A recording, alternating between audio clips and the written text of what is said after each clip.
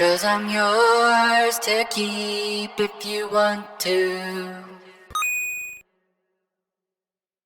Okay. We are live. Thank you for coming in to do this, man. My pleasure. We're going to jump right into it. What is your full name? Full name, Matthew Allen Dominic Jose Federico Senor Orlando Santos. No, actually, it's just Matthew Santos. Are you named after anybody? I'm not. A lot of people get me confused with the Jimmy Smits character in The West Wing, but that's unrelated. And where were you born? Born Minneapolis, Minnesota, 1982, in the midst of a blizzard. Doctor had to literally cross-country ski into the hospital because all the roads were closed. No way. Yeah. Wild. Crazy night. I don't remember it, obviously, but it was a crazy night from what I hear. Sounds like it. That's a crazy setup. I've never heard anybody actually have anything even remotely close to that as an entry to this world. Yeah. Came in on a blizzard. What was it like growing up there?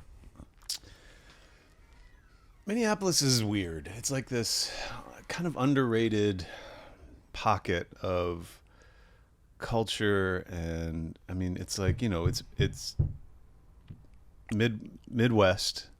And is there someone upstairs? That's the thing that's been throwing me off. I've been down here the last few days, and it sounds like sounds like it's so directly above, like somebody is upstairs, but they aren't.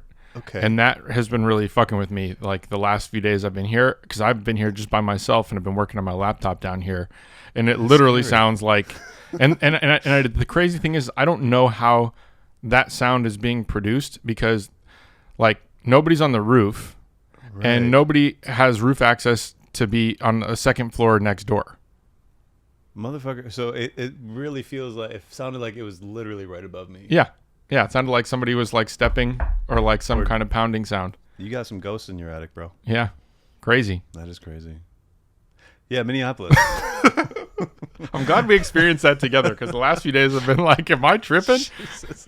I personally, I loved growing up in Minneapolis. It was like, yeah, there's a lot of, for where it is in the country, like obviously it's no New York, it's no Chicago, it's no LA, but sure, there is a lot of shit happening there. There's a lot of art, a lot of support for the arts, a lot of creative people in general. You know, I was exposed to a lot of culture, surprisingly, and Minneapolis is continually rated, like, I don't know how they do this, but it's continually rated as one of the happiest cities in the U.S. and happiest and healthiest. And there's nature everywhere, and there's, you know, we got good art museums, we got a good music scene. Obviously Prince lays claim to Minneapolis, and so I loved it, man. I miss it, to be honest. Right now it's very different post George Floyd. It's very different. Yeah, I can imagine. Yeah. What was your family unit like growing up?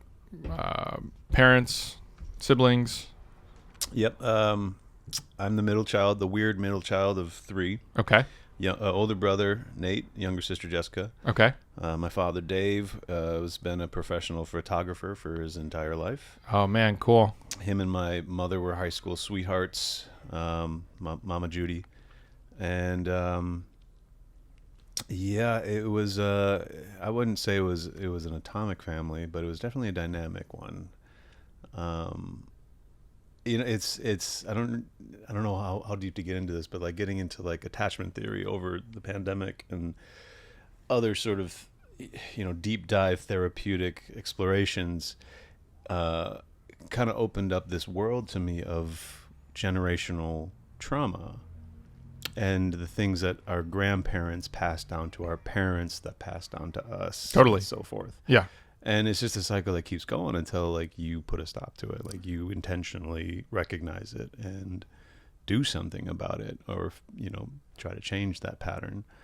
And, you know, post pandemic, like I've just been putting, you know, connecting these dots between my grandparents and my parents and their behavior and their behavioral patterns, and, you know, it's nothing but love. There's no judgment there. It's just sort of recognizing that we're all valuable. We're all, none of us are unaffected by our generational trauma. Yeah.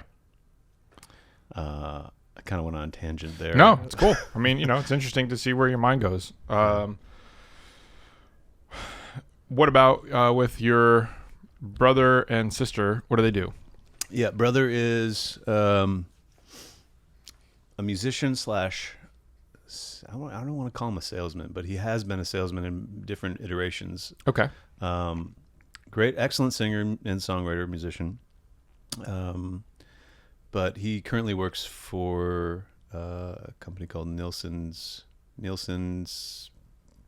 ratings, I believe. Okay. Nielsen Yeah. ratings. Uh-huh. Or essentially pays people to attach this black box to their TV so that Nielsen's ratings can monitor what you're watching. And it's, when you hear like NBC is the number one most watched on that's Monday night, that's how they it. figure it out. Yeah. It's through Nielsen's. So he works with them right now. He's supporting he has a 4-year-old son, my nephew Dominic. Cool.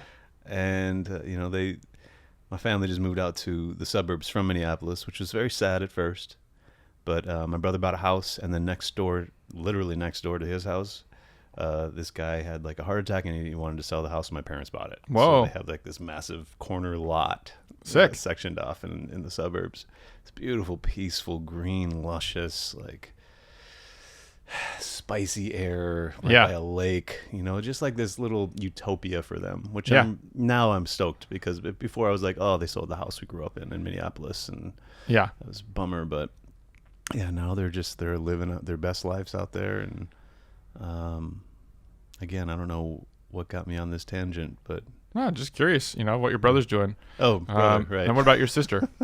So my sister, she's a little firecracker, Jessica. She's out in New York, hawking high-end German furniture, like really, really ridiculously high-end, beautiful, like Cool. $3,000 office chairs that have all the bells and whistles and can like do your laundry for you Yeah. and such. Yeah. Yeah. Awesome. Yeah. So when you grew up in Minneapolis, you were in the city? Yep. And what kind of stuff were you into when you were like a kid in that, like 4 to 10 type of window? 4 to 10. I was into like comic books, drawing, rollerblading, listening to Offspring. Nice. On like, your yellow tape Walkman. Sports. I was big into like soccer and baseball, basketball, and all the things that a Midwestern boy get into. Yeah. Basically. You remember what you wanted to be when you were little? Is there a standout thing? I had an inkling that it was somewhere, because I'm like naturally introverted. Like my brother was sort of the extrovert of the family, and in response, I feel like I kind of became more quiet and introspective because there wasn't really a lot of space. No shade, just kind of how it went. Sure. And so I forgot where I was going with this. What was the question? We were talking about from 4 to 10 what you were doing, and then shit, now I lost it. Funny. It'll come back. Don't do drugs, kids. Yeah. Honestly, that thing upstairs is what's been throwing me off. It's crazy. It really does feel like there are people walking around upstairs. Yeah, but I know that there's nothing that exists there, so that's really like what's fucking with me the most. And that door sound, that creaky, like it's just adding to the haunted door. Like, what is happening out here? Yeah, that's the next door. Like sandwich shop has just been like a problem for me. That place just like no matter what, that door just makes that noise. You don't have any WD-40 that we can go. It's not a WD-40 thing. It's a weird. It's a creaky old building thing. It's like somebody was telling me I need to get like motor oil and like lather some shit up with like some proper motor oil. Yeah. I remember what the question was. You asked me what did I want to be when I grew up. Thank you. And okay. So it's strange because I felt like it was going to be an entertainment, because like I would hear Michael Jackson.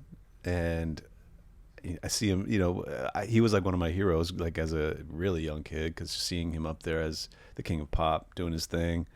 I learned how to sing by imitating Boyz II Men. Okay. Like they taught me the ropes of like vocal gymnastics. And, music really touched me in a way that that I didn't even realize how powerful it was at the time. Sure. I just knew that it made me feel something deeply. But I got into visual art. I was like drawing. I was into comic books and shit, and I was a big nerd. And I started drawing, and I realized I was good at it. And like I went to art school in high school at this like prestigious like it's called Oxbow up in Napa. Shout out to Oxbow. And it really opened up this sort of not just craft of making visual art, but way of thinking as an artist. And that was the most valuable takeaway from that whole experience. Cool. So I thought I was going into visual art, but ironically, when I was there, I brought my guitar with me and I started writing songs, and like my passion sort of shifted into music when I was 17, going to this art school. Cool. So yeah, I thought I was going into visual art. I wanted to be like an animator for Disney or some shit, whatever. That was like the limited option for me in my head. That was the only pathway. That was success. It was like Disney level animation. Yeah. Which I guess kind of tracks, because if you're working for Disney, you're probably doing okay. Yeah. But eventually just turned into music. And what was that path like for you? So you're like 17, you're in an art school, you're playing guitar, starting to write songs. Are you performing when you're like writing, or is it still just like at this point, like just kind of bedroom writing sessions? And like, how do you approach now starting to become an artist? Yeah, there was, I met some people in high school. We started writing songs together. I guess I was the songwriter at the time, and it was just like, it was my first experience with a band when I was like 16, 17. A lot of bedroom songwriting and sort of trying to figure out my voice through a lot of imitation, learning through imitation, and then application of fusing all these different styles together. But it started off just doing like open mics, like coffee shops, any opportunity. Like I think there was something called Jam Fest at my high school that I played. There was like one of the first songs I ever written, and it was like 10 minutes long. Oh, wow. I was just so ambitious. That's a kind way of putting it. I was going to say blissfully ignorant to my own ego at the time. I didn't even clock it at the time. Even afterwards, when people were like, "That was great, but really long." Yeah. I was like, "Oh, they loved it." So, I was just like coming from a place of complete insecurity.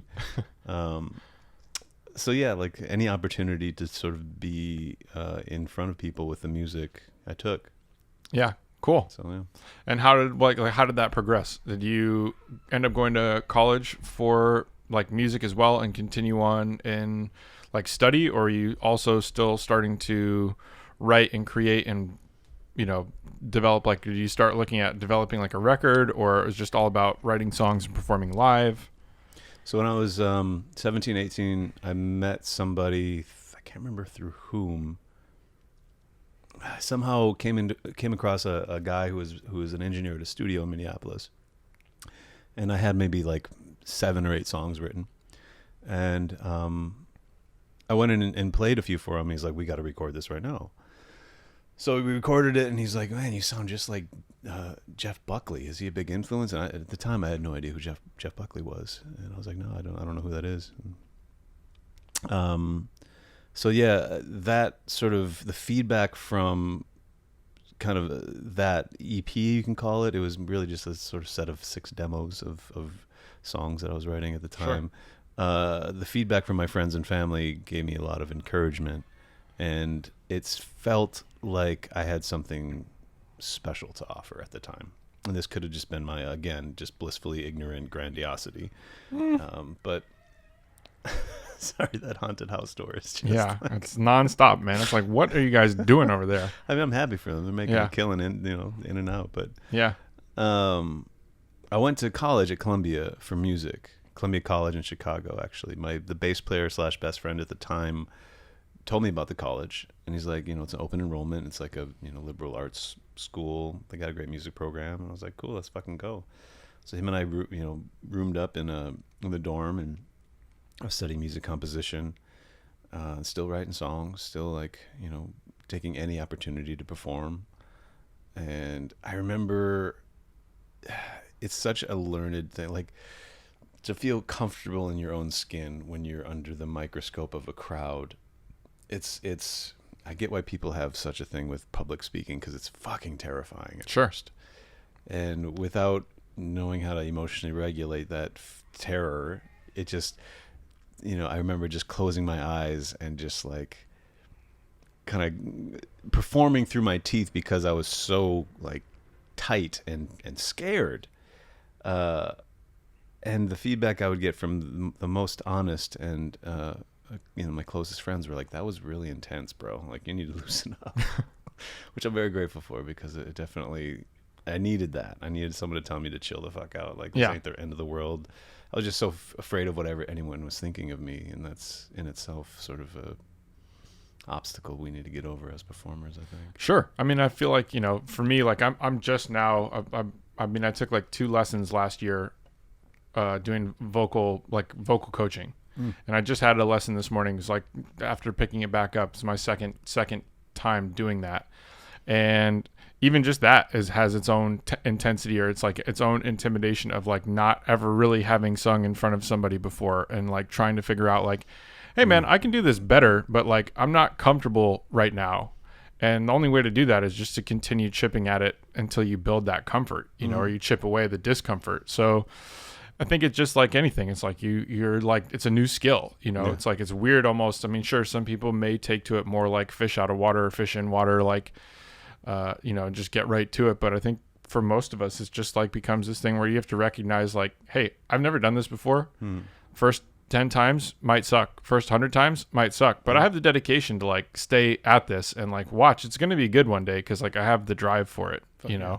I feel like you have like, I mean, I don't know what like those demos sound like, but I can imagine that intuition of like having something special to share is like a legitimate intuition, because like you do, like you're like a prolific writer, prolific singer. Like I can only imagine what that was like naturally in like raw form for you. I'm sure it was still fucking awesome.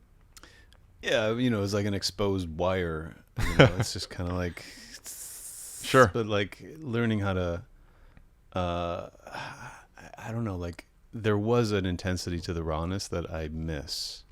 Like I becoming a sort of somewhat well versed in the language of music.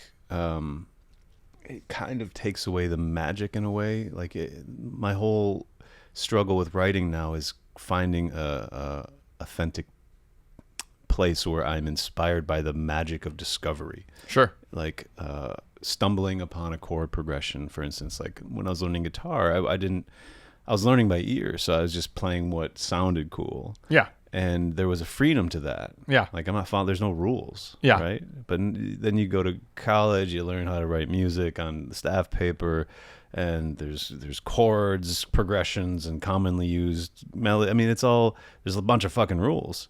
And you just got to unlearn that shit that everyone tells you. You learn it, then you unlearn it. Right? Yeah. But it's harder said than done. Like finding that magic again in the exploration that's where lightning would strike. Yeah. And I also realize now that as I'm older, sort of that rawness and that drive, like there were so many ideas happening all the time. It was too much. Like I couldn't write them or record them in time. And I can't tell you how many. I probably have 700 to 1,000 unfinished songs just sitting on a fucking hard drive. Wow.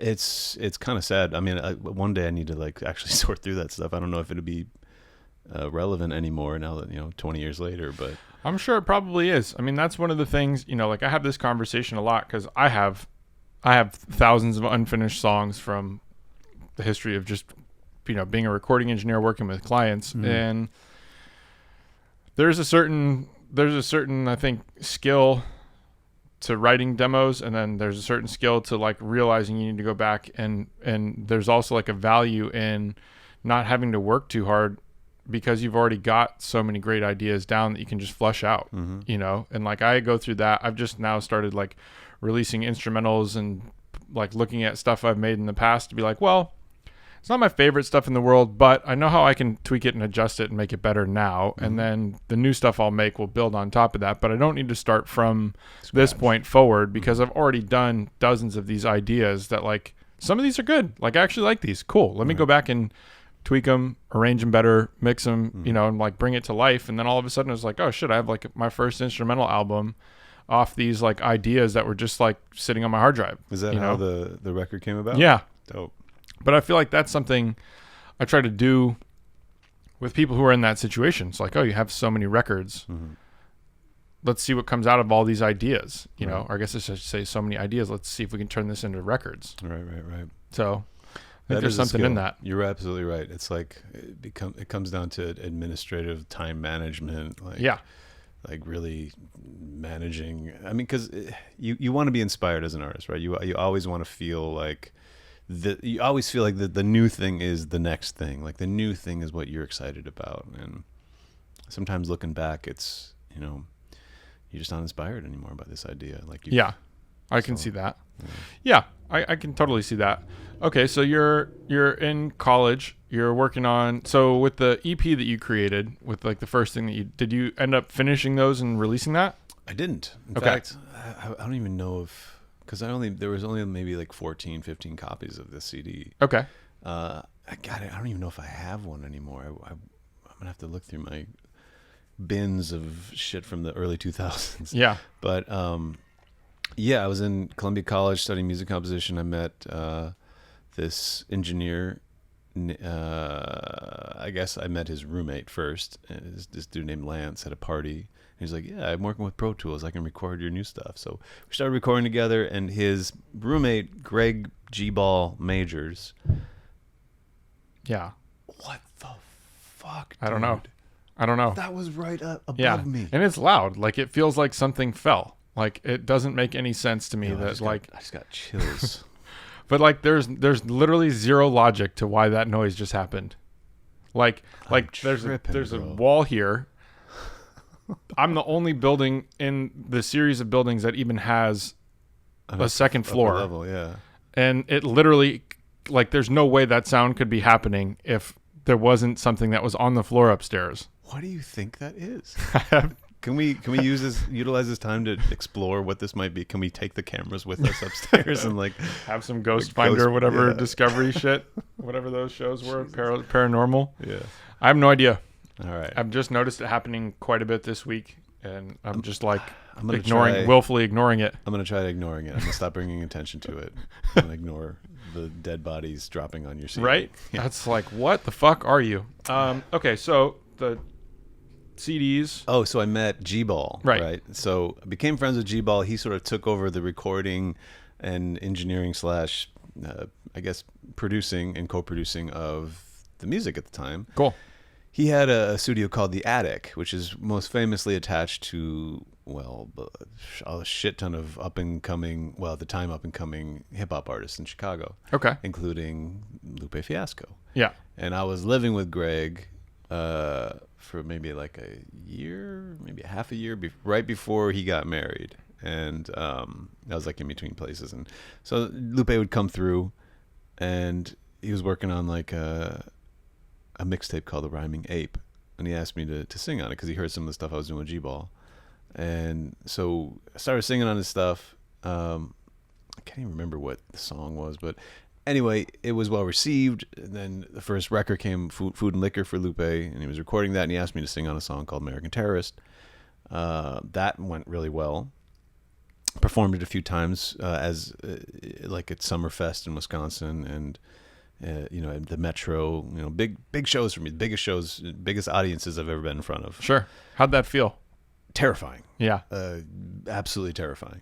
So much so that I couldn't, at Summerfest, I fucked up really bad. I could not find my juju. I could not find the essence of my musicality and or my voice. And I was doing, like, if you listen to American Terrorist, there's this whole section at the back where I'm just freestyling. Like, I'm just like, just doing riffs and shit. And I tried to do that naturally and improv that every time to make it a unique experience. Sure. I just could not find it. Because at Summerfest, there was like, I don't know, like a few thousand people. Yeah. Anyway, so started having more contact with Lupe. He invited me to be on his next record, The Cool, and I ended up singing on Fighters, Streets on Fire, and Superstar Okay. off of that record. And that one kind of blew up, and I found myself signed to his label Yeah. for a measly $5,000 advance. Okay. How old were you at the time? 25. Okay. Yeah, this was 2007 and 8. What was that $5,000 advance in exchange for? It was basically a signing bonus. Okay. So they saw the potential in the Sure. collab. They knew that Superstar was going to be a hit. I don't know how they knew, but they knew. I mean, the song is just a uniquely great song, so I guess intuition, but Sure. who knows it's going to go like that. Right. Yeah, it's a gamble, and they gambled right. So they signed me to the label, First and 15th Records, I believe, or is that right? Yeah, and with the promise of the uplift to Atlantic. Okay. Eventually, so like, here's $5,000. There's probably $50K coming down the pipeline from Atlantic. Okay. So I was like, as a poor artist, struggling in Chicago, playing for 25 to 50 people in small clubs, I was like, this is amazing. This money was It's an opportunity. It's a door. To this day, though, I never signed off the release form on Superstar. Interesting. Yeah, So that's a weird position to be in. it is. They never got that official sign off. I don't know what the Legal yeah. construct is for that. Maybe a time for another conversation. For sure. So when you sign, like, you go for that, like, is it just for like one album essentially when you do that, or is it like multiple albums? Like, what's the idea promised to you or pitched to you when you're getting into that initial situation? Well, I think what really snagged me was, well, first of all, I was poor as fuck, and $5,000 was The biggest amazing. amount Like, at that point. I felt rich at the Yeah. time. I'd never gotten paid that much before, and with the promise of the uplift to Atlantic Records, iconic Atlantic Records. Yeah. Some of the greatest artists on the planet have gone through that record label. I was stoked. Like, this couldn't have been going any better. Like, it was little, but it felt a little bit more as I got to know the industry a little bit better. It felt like they were just covering their bases, because they knew Superstar was going to be a hit. And they knew that if I signed to their label, I was under contractual obligation to them. And therefore, they could sort of funnel any sort of uplift deal or funds from said uplift deal. Sure. So I may have gotten $50,000, but they could have been, negotiating for 100. Sure. So, there was some shadiness there. It was a business. I get it. Did that actually progress though? Like the deal with Atlantic? It did not. Okay. The market crashed in 2008. Oh, right on that. And yeah, right. Okay. Right when we needed it not to crash. Right. And things kind of fell apart. I did not go. So between 2007 and 2009, I was on tour with Lupe. And Okay. I was just like being support for him. Crazy time. Like, we did a headlining tour for like a few months at first, and then hopped on the Glow in the Dark tour with Kanye West, Rihanna, and NERD. Or No Pharrell way. Williams. So like, that tour was a 56-day North American tour, and stadiums, like no preparation as a artist. I went from like 25, 50 people to 13,000, 50,000 overnight. And Fuck, man. I'm like this folk rock like artist with some R&B undertones, suddenly thrown into this hip hop, like pop, Like stratosphere, like the front end of it, the like highest level of Yeah. that genre. And this was a genre that I generally, like, because of my own idealized notions of what it meant to be an artist. I sort of shunned the sort of pop spotlight. I saw that as like commercial music. I saw that as selling out. Like, it was very 90s sort of, I was listening to a lot of Jeff Buckley and sort of following his lead, and he was very much like about art being a pure art form. And, there was a lot of notions that were in my way of fully experiencing and utilizing the position that I was in. So I was my own saboteur when I was at the highest level of the music industry, I kept fucking myself up and kept tripping on my own feet because I took it for granted, first of all. I mean, I was shaking hands with Jay-Z. Justin Timberlake was telling me I had an amazing voice. Yeah. I had fucking, I met Beyonce at Madison Square Gardens before performing there. John Legend was apparently, I mean, there's countless interactions that I just took for granted. And because everyone was like, oh, you're famous now. You've made it. You're good. Yeah. So I'm just like, okay, cool. I'm good. Like, I don't know what that means, but I'm good. I'm good apparently. But I took it all for granted. Like, and I didn't have a team set in place that could really uplift me and sustain this sort of, limelight and productive existence within the limelight, because it's like it's also a very toxic place, like it's a lonely, toxic place.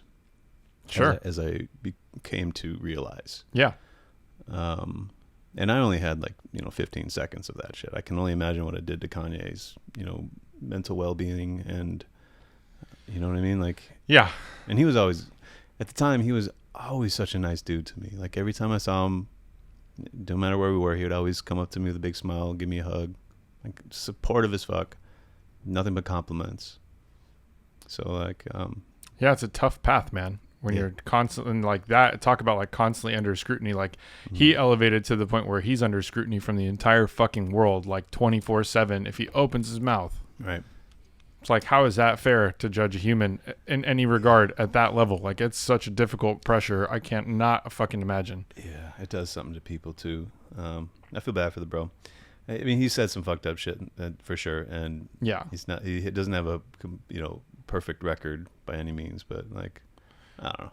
Yeah, but I mean, he's also like undeniably laid so much creative genius for the world to experience, and it's like, I mean, doesn't excuse one versus the other, but it is something to just make sure you can appreciate like the artistic level of genius that dude's brought us. Yeah. But anyway, so you're meeting all those people, probably what, still 26, 27? Yeah. Something like that. Mm-hmm. And it's really just at that point, like, no time for anything else. You're just constantly on the move. Just on the grind, yeah. Tour. Are you on a bus? Are you guys doing vans? Like, what was that initial way of moving around? Buses, yeah. Okay, cool. So it was some comfort, some experience to it. Yeah, it was definitely an experience, man. And I don't regret any of that. It was a massively fun time of my life that a lot of people would die to experience, but 100%. At the same time, it wasn't without its pitfalls, Sure.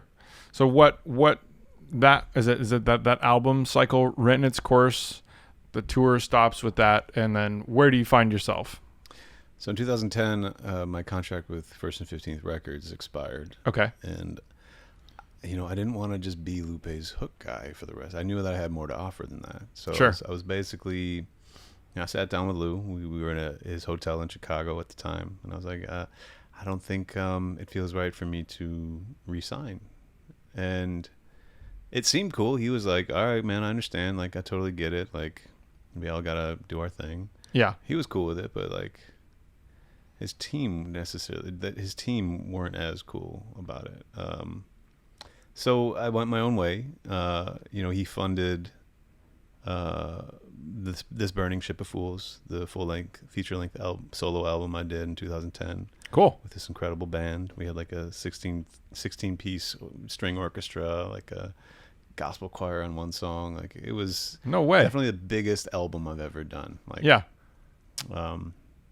Such a shame that record did not get the due that it I mean, it was an epic record, and I kind of, again, didn't have a team in place. Sure. It was just kind of flopped because we were independent. We didn't have any distribution at the time. And like, yeah, I'm sure. That was still somewhat pre-internet digital distribution, or like right at the corner of that, but it really didn't have the audience like it does now. I feel like that was probably like if you were trying, it was like TuneCore or something like that. Right. And it's like, yeah, it's on iTunes, but it doesn't really have like a place to get advertised unless you're like, spending or getting somebody who's buying you like billboards and like the genre storefronts to like actually bring you attention at that time. Yeah, at that time you definitely still needed, like, I mean, 2007 YouTube was just like just getting steam.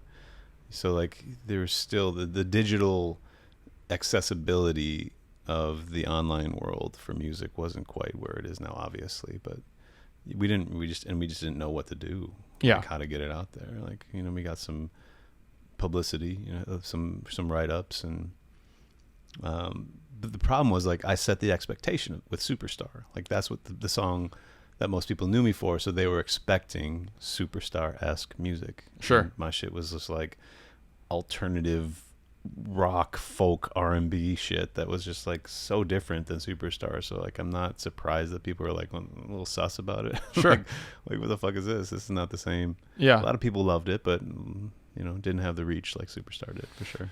Yeah, I mean that's just a difficult like equation for any artist, like you have this like almost unexpectedly successful song that's just not your style, Right. Like I'm sure there's 1,000 10,000 cases like that where you're just like, fuck man, like what are the odds that this one thing that's so not my style becomes the thing that I'm earmarked for, and like the benchmark that everybody's now holding me to with like any future creation. It's like, oh, it's not as good as that. Yeah.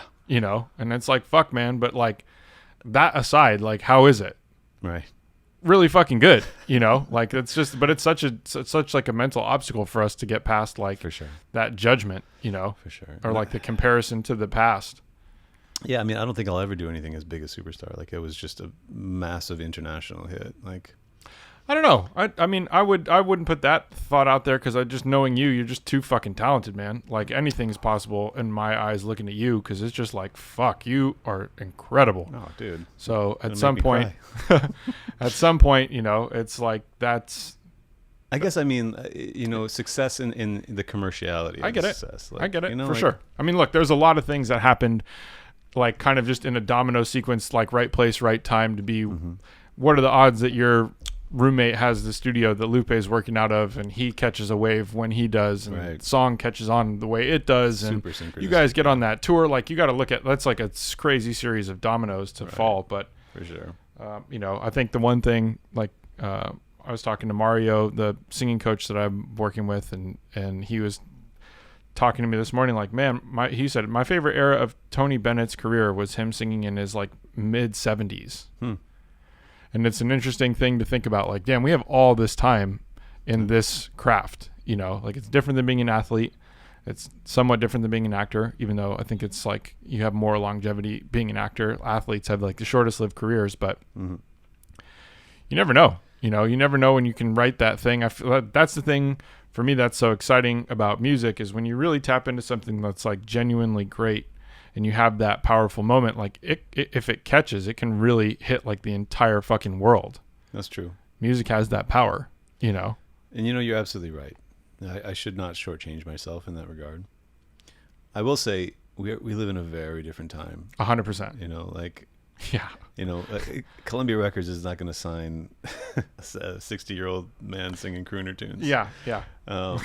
So like it's a little, we just live in a different time now. Like it's 100%. all TikTok. Like, how's your TikTok performance? Like, first thing a record label is going to ask you is, what's your TikTok looking like? Yeah.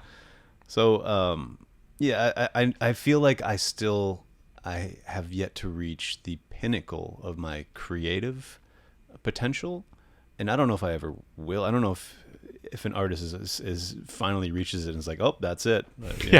I'm good. It's just this constant yearning for like the next step in because music is endless. It's boundless. There's no end to music. You can just keep exploring. Yeah.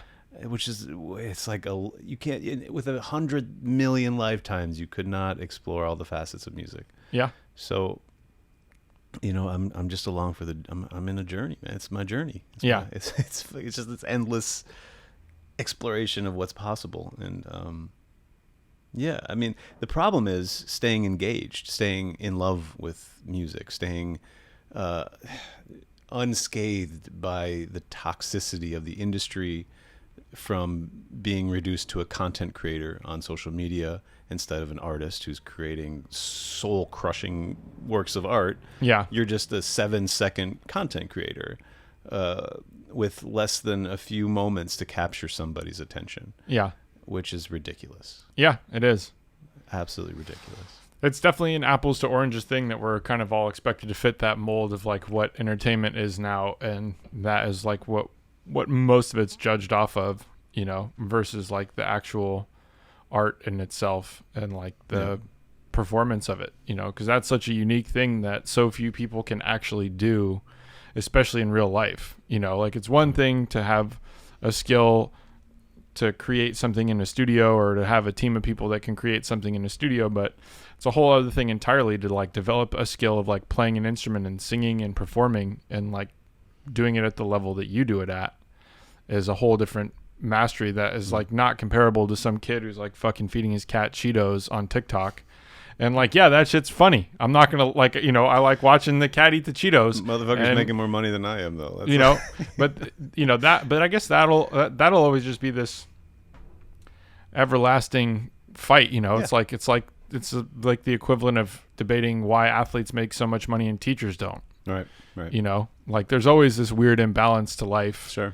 But I generally find most of the peace in knowing that like it's actually the relationships and it's the creation of like the art that is actually our payment. You know, to me, that's like where I find the most like value, having experienced having some money and having some access to some great things. Like the fulfillment really actually was in like the creative process and like the experiences and like the memories shared and built with people rather than the actual outcome of the thing. But we all focus on the outcome of the thing. I do it all the time. I mean, it's like, fuck, it's all because I wish that other people appreciated the thing as much as I do, you know? And I think that's a difficult expectation to have on the world, you know?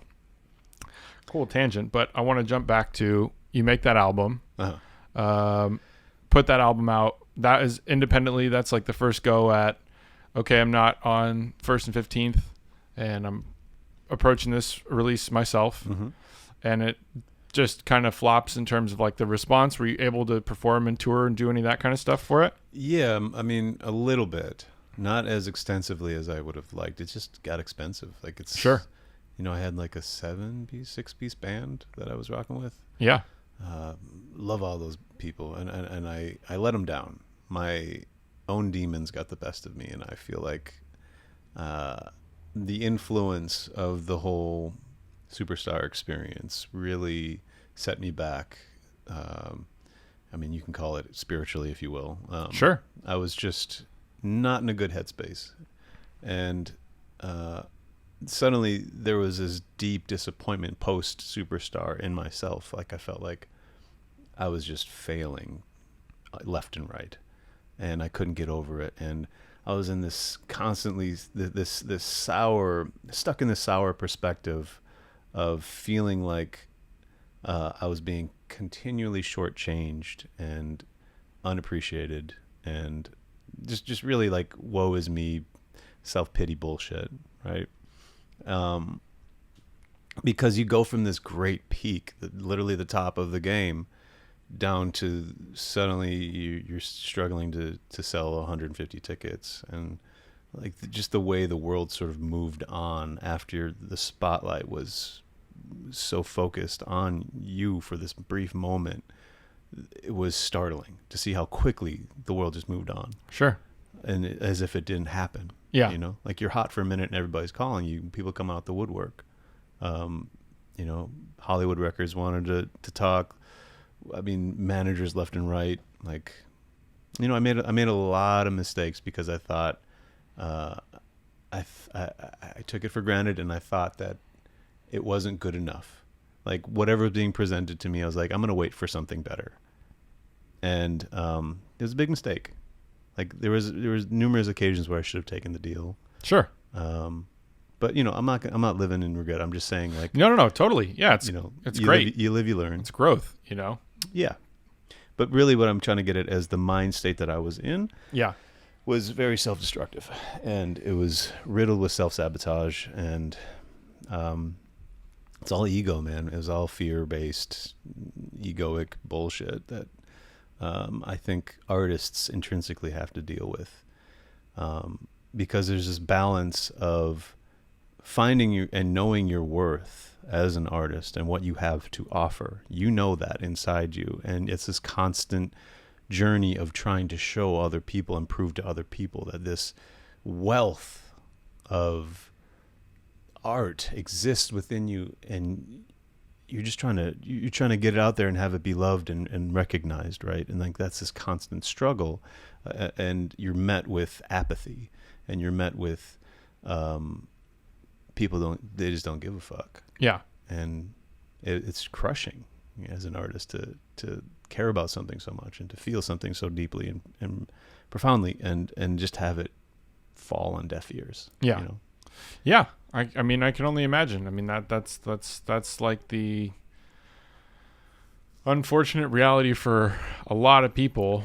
I would say the 99.9% of people who are creating music and really struggling to turn the corner into like, why haven't I been able to get this equation to play out the way that I see it, you know? And it gets harder and harder and harder, it seems like, with time, you know, because the way life fucking changes, we're seeing all these new obstacles coming up, and then we just get slapped with something like COVID, you know, and all of a sudden we're just hit with like this humanity level full scale global thing that's like never in a million years could I have imagined encountering something like that.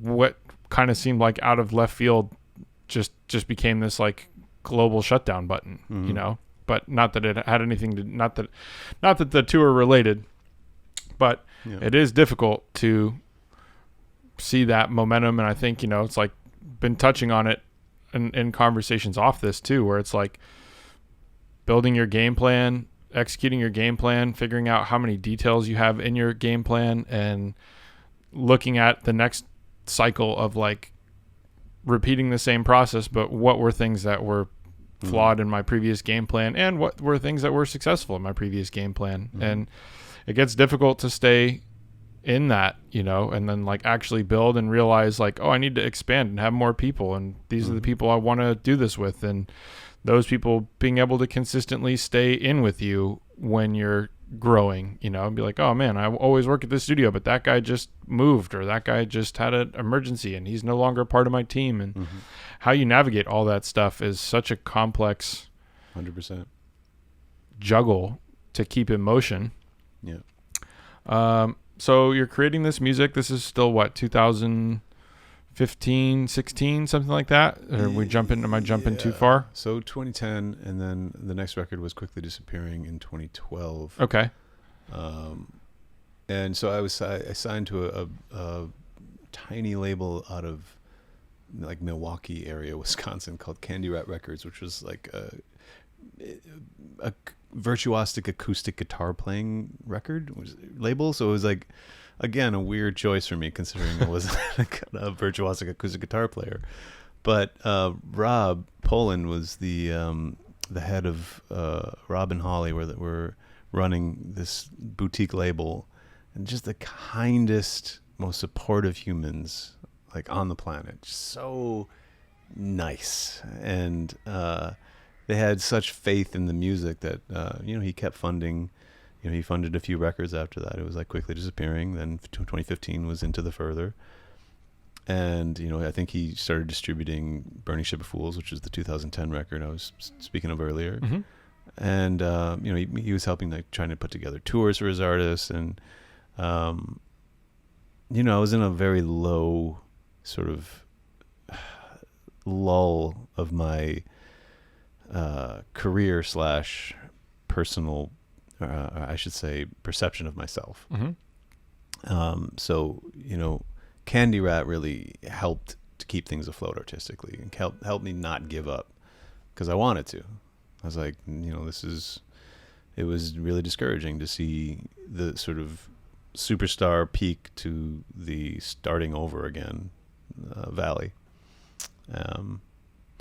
So yeah, there was like three records under Candy Rat. There was Matters of the Bittersweet, quickly disappearing, and then Into the Further in 2015. And then 2015, so there's a band called Hey Champ out of Chicago, and they were also signed to Lupe Fiasco's First and 15th label.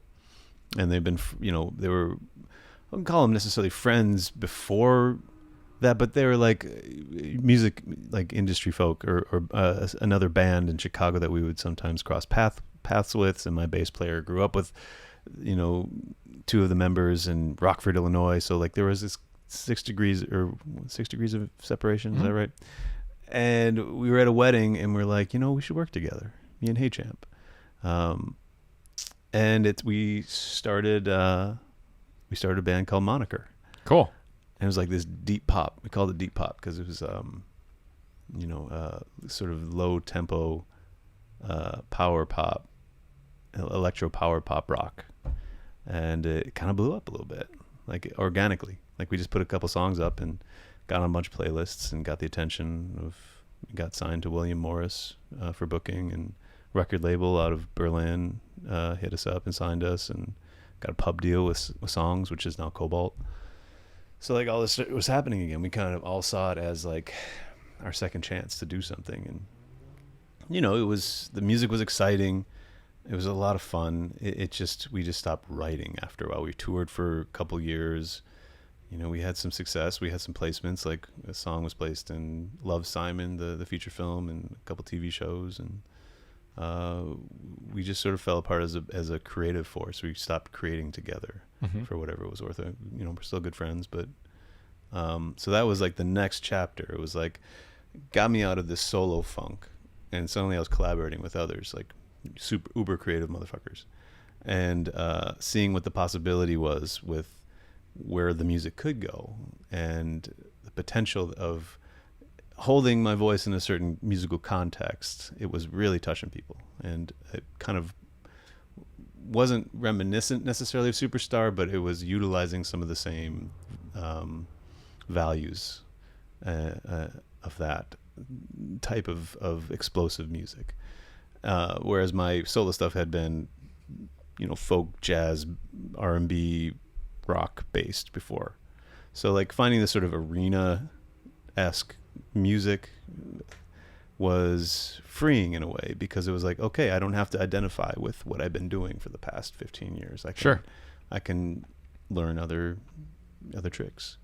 And that kind of set me off on learning how to produce myself and opening up the sonic palette of colors and textures, and utilizing synths, and learning how to use software, learning how to record and mix and master, and like it's a lot in itself just right there. Yeah, a lifetime worth. And that's one of the things I'm grateful for, and for the experience with Moniker, and then also the pandemic that sort of halted everything, was that it gave me this space to be like, okay, this is how you use Ableton. Like, here are all these videos. I gotta research it. You know, it was like studying at a online college for a minute. Yeah. Really beefing up my production know-how, and thousands of dollars down the tube on software and instruments and shit. Yep. You know? Oh yeah. So much money. I see why people steal that shit. It's so expensive. Yeah.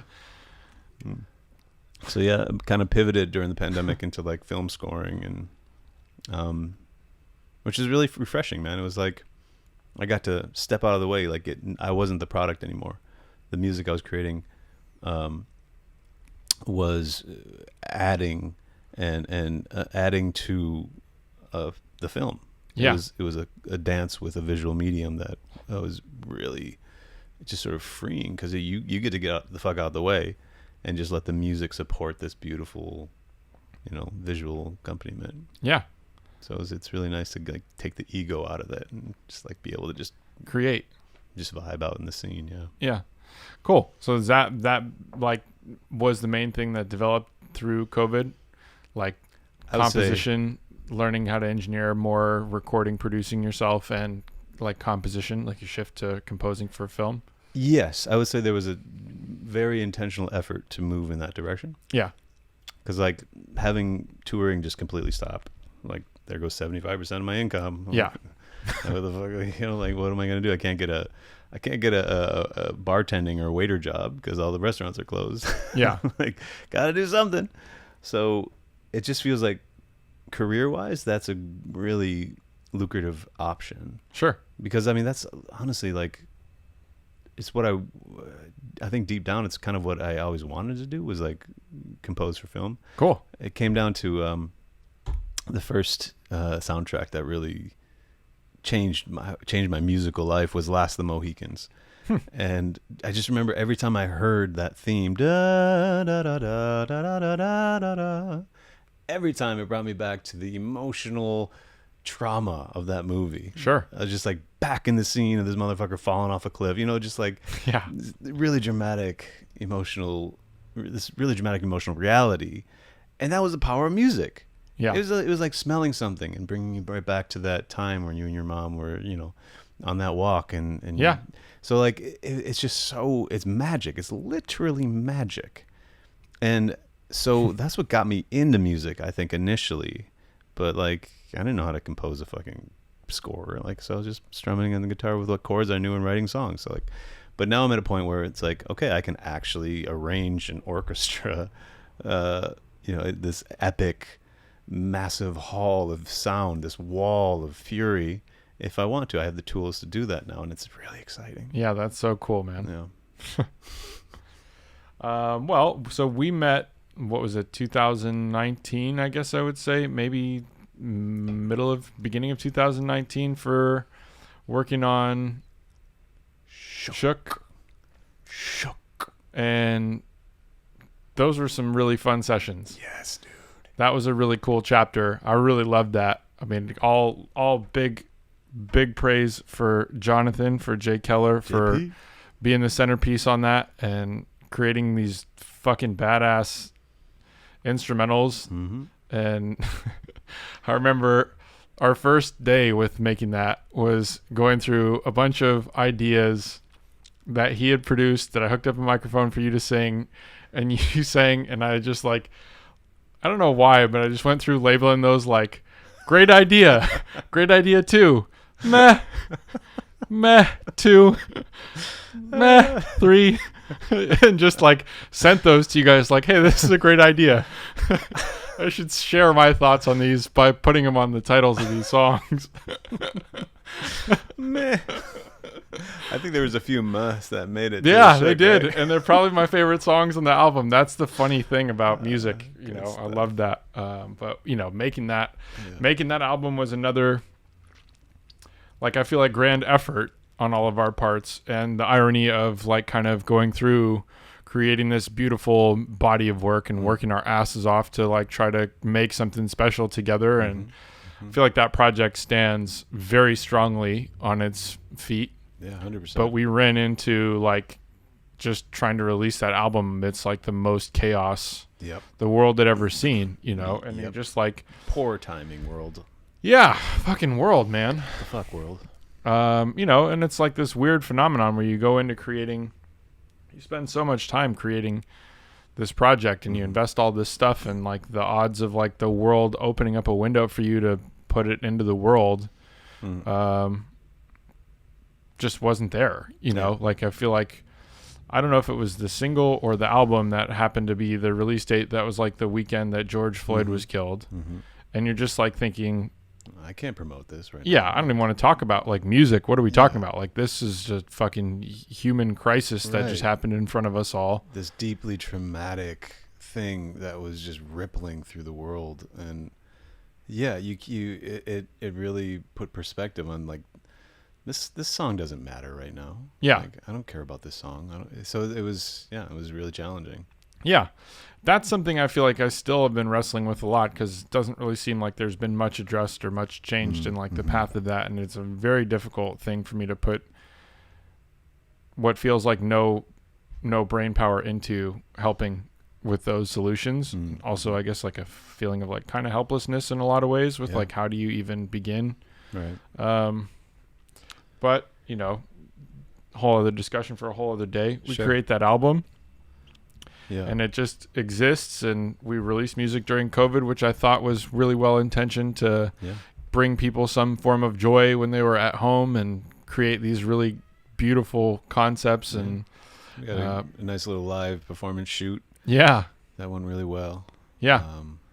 Trying to bring people a live experience from like home, during a time where we all were kind of unsure if we could even stand next to each other Right. Yeah. without compromising somebody's health or somebody's relative's health. Right. And We were given limes and we made lemonade we did out of limes. out of limes. Yeah. Yeah. Great lemonade. But yeah, Shook, that EP was a lot of fun, man. Like, it kind of was it was actually the first project I got into post Moniker. So like, it was me stepping back into like, quote unquote solo arena or at least stepping out of the Moniker, position. Sure. You know, and collaborating with you guys. It was the first collab post Moniker, I should say. How many ways can I say that this was right after Moniker? We need to counter. Oh my ding, God. ding, ding. And it was really refreshing, man. It was like, you know, LSD microdose creative, like uber creative explosion of just ideation. And like literally I hadn't written like this before, where Jonathan would come up with, he had a beat, he was like cycling through his library of beats, and you know, he would play one and be like, that's that, mark that one, okay, not that one, mark this one. Meh. And then Come back, meh. right and then we go back, and like you said, you hand me the mic, I just kind of improvise over it, and we try to like turn that into a song somehow, and then write over that improv, la-da-da-da-das, and it was a beautiful process.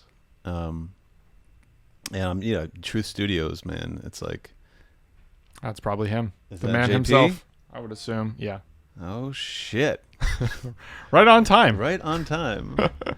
Oh damn, it's 4:09. Okay. Yeah, no worries. We got time. I mean, I feel like we have covered quite a bit, though. Leads up into creating that album that way. Yeah. Shook was a lot of fun making that one, and yeah, again, timing was somewhat poor on the release of that, but you know, moving on. The beautiful thing about that, though, is I think it was probably Jonathan leading the way on the idea of we can get a sync for a song on this project and everything can turn around. And yeah, he was right.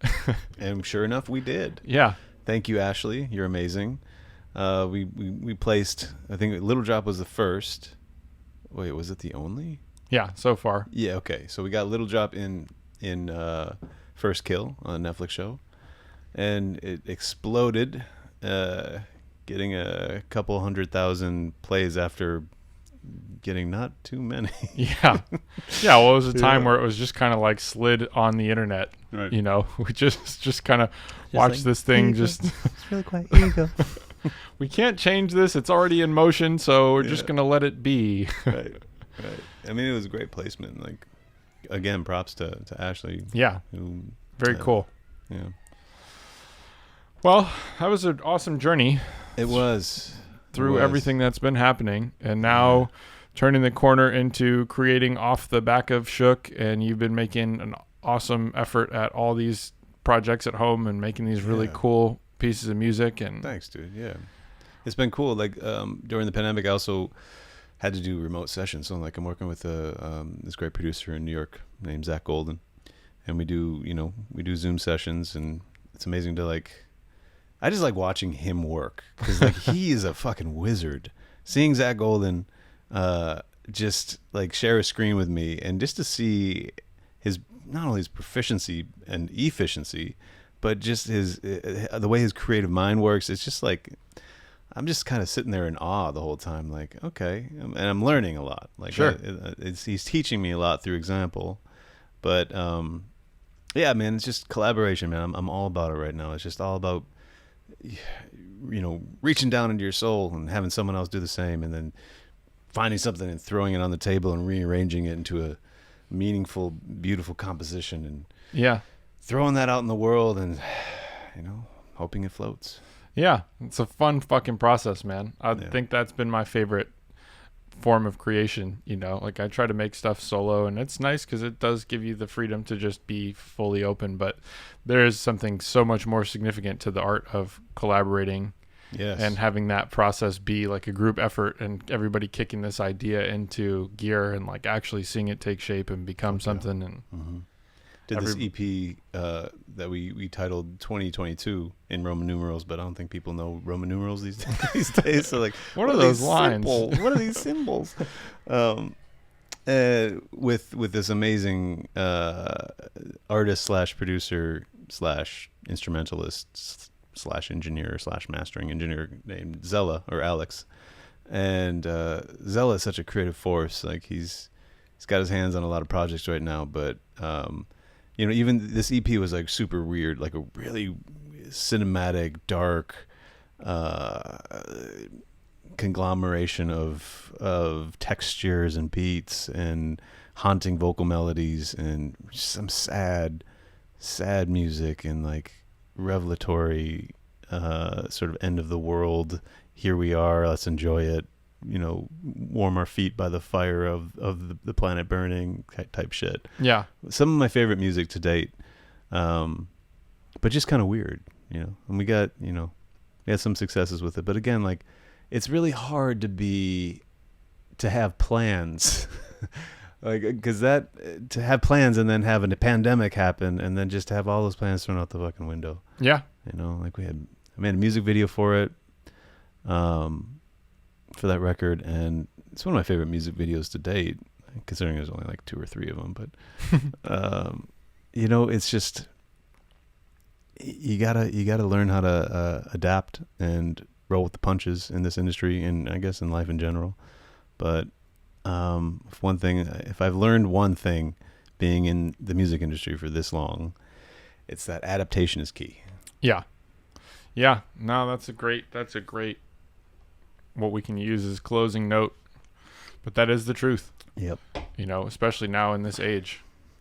And I mean, I think that's always been a factor for like those that survive long enough or like are able to thrive off like longevity. 'Cause that's a conversation I have a lot too, is like who really is able to sustain having a career. I mean, dude, you've been doing it for, what is it, like since 2004. Yeah, so 18 years in the bag. Like, jeez, that's a long, but that's a long fucking career, you know what I mean, worth of energy and effort and time, and to still be doing it and still be finding inspiration and still be creating what is like one of your favorite items, like a music video at that, it's like, it's awesome. It's like, to me, that just goes to show how much more road there is to still uncover and like explore and grow into, and fucking great, man. You know what, Nick? You're absolutely right. It is fucking awesome. We're lucky motherfuckers. We are, man. We really are. It's kind of silly. Like, we're really fucking lucky. Yeah. Well, let's go make some music. Fuck yeah. Boom. Bada boom.